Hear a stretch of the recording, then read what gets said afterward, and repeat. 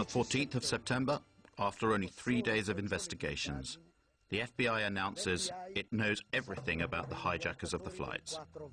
We have, in the last 24 hours, taken the manifests and used those as an evidentiary base, and have talked to many of the families of the victims, and have successfully, I believe, identified many of the hijackers on each of the 4 flights that went down. Let's look at the Lockerbie case. It took 2 years to bring indictments in that case. 2 years. In this case, in only 3 days, the FBI provided the names of all the hijackers without providing any evidence that they were actually on the flights. On the 12th of September, the Attorney General of the United States, Mr. Ashcroft, declares to the whole world that the passport of one of the hijackers had been found, a few blocks away from the ruins of Ground Zero.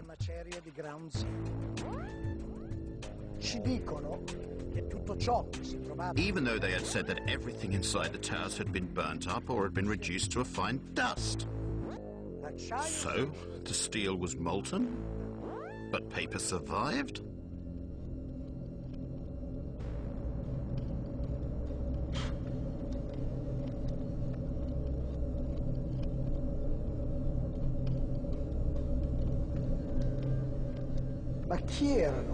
Who were these hijackers? The official story states that 15 out of the 19 came from Saudi Arabia, that they were trained in Afghanistan, and that they were Islamic fundamentalists, fanatical Muslims. Al-Qaeda is supposed to be a Salafist network, and Salafism is a very, very Puritan strain of Islam that suggests that we need to follow very closely, to the letter, the activities of the Prophet Muhammad. So, were these people Islamic fundamentalists? The evidence would suggest no.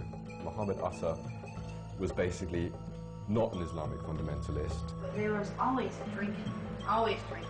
There wasn't wine, it was beer or liquor or whatever. There was always drinking, always. And they had massive supplies of cocaine. Muhammad and all these people that he was with, they were drunk and stoned out of their freaking minds.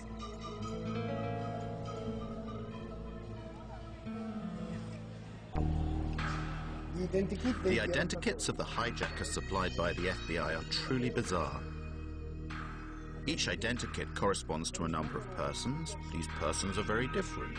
They have different attitudes and different biographies.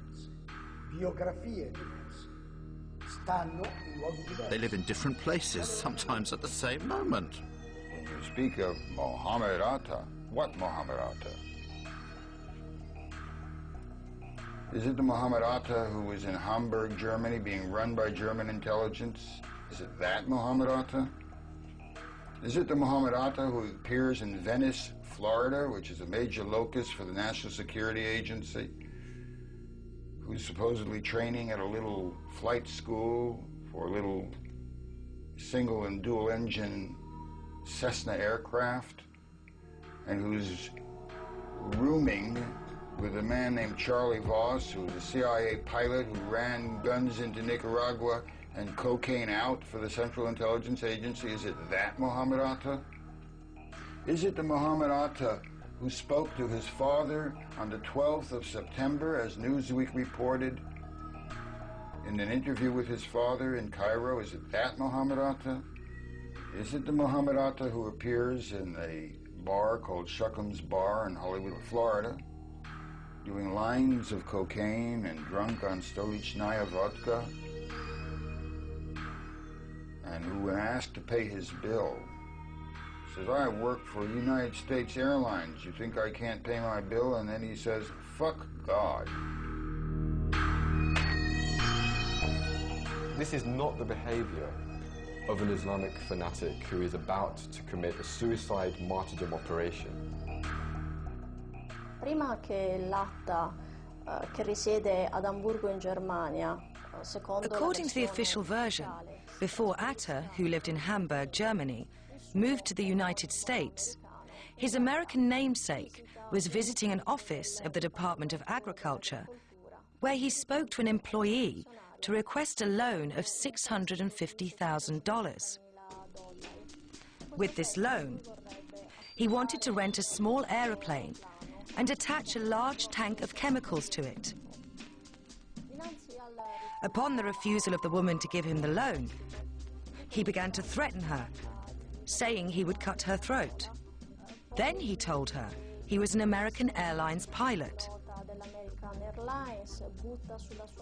He threw a bundle of banknotes onto the desk and asked for information about the security systems of the Twin Towers. He even tried to buy a poster of the Pentagon that was on the wall of the office. And then he finally went away. Well now, is this the typical behavior of a member of a secret sleeper cell? Isn't it more like the behavior of someone who is trying to be remembered? This is not the behavior of an Islamic fanatic who is about to commit a suicide. Secondo la versione ufficiale, The official version states that Al-Omari and Atta leave Florida heading for Boston. This is according to plan, since that is where the two aeroplanes due to be hijacked will depart. But they don't stop when they get to Boston, they continue to Maine. 300 chilometri più a nord.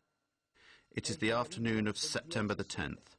The next day will be the most important day in the two men's lives, a day on which they cannot make any mistakes.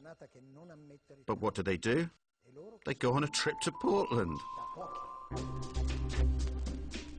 They spend the night there and they attract attention to themselves with their noisy revelry.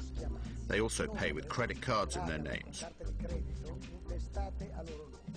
They do everything they can to leave traces of their presence there. Next morning at 6 a.m., they fly from Maine to Boston. The plane that they are going to hijack takes off only half an hour after their flight lands. This is a very tight time window, potentially putting the whole plan in jeopardy.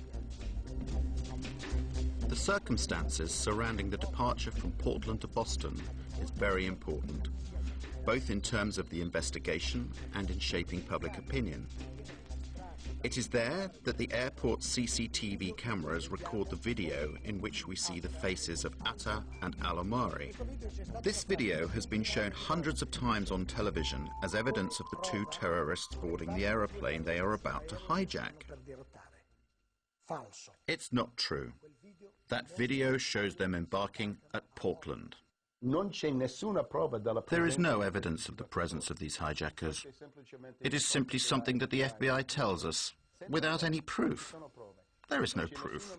There is no way to prove the presence of any one of these patsies, these scapegoats on the planes. None at all. On September the 16th, one of the alleged hijackers of Flight 11, Abdel Aziz Al-Omari, went to the Jeddah consulate to protest his innocence to US officers. Al-Omari, a pilot from Saudi Airlines, receives an official apology from the American officers in Riyadh.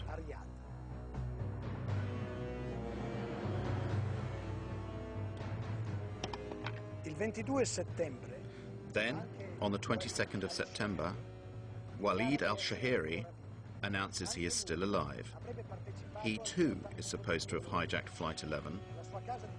From his house in Casablanca, Morocco, the impertinent al-Shahiri declares his innocence. The following day, the 23rd of September, the Daily Telegraph publishes the protestations of innocence of Saeed al-Ghamdi and Ahmed al-Nami, both of them still alive and well, and pilots for Saudi Arabian Airlines.